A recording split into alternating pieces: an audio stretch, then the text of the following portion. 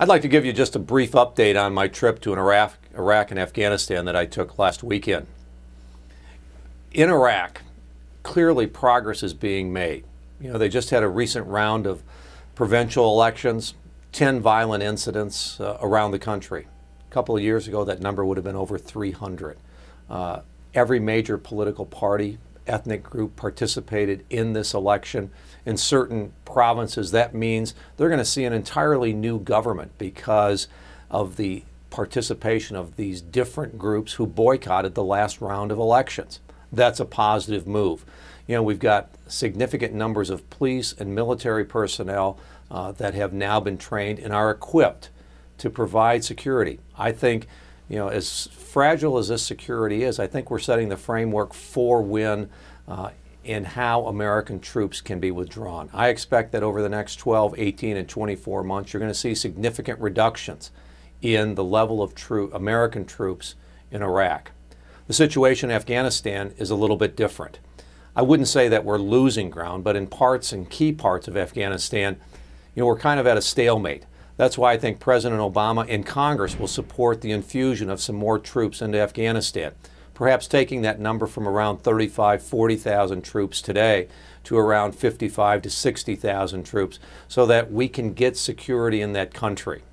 The long-term policy initiatives that I think the Obama administration and Congress have to consider are, number one, is the threat from radical jihadists real and is it continuing?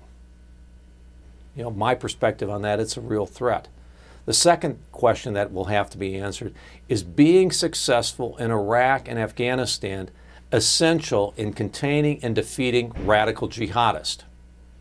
The third question that we have is success in Iraq and Afghanistan essential because of the location of the world where they are?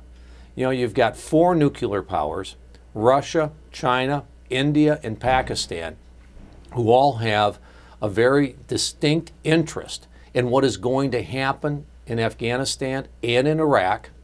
And you have a 5th country that also has a great interest. It's not a nuclear power, but it's a wannabe, Iran. So is a stable Iraq and Afghanistan essential to maintaining a level of security and stability in that part of the world? And is that part of what America sees as being vital to its national security interest?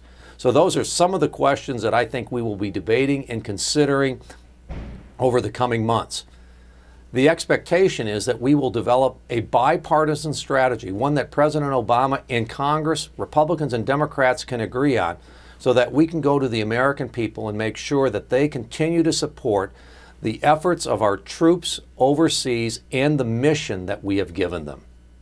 Hey, thank you. Thanks for listening.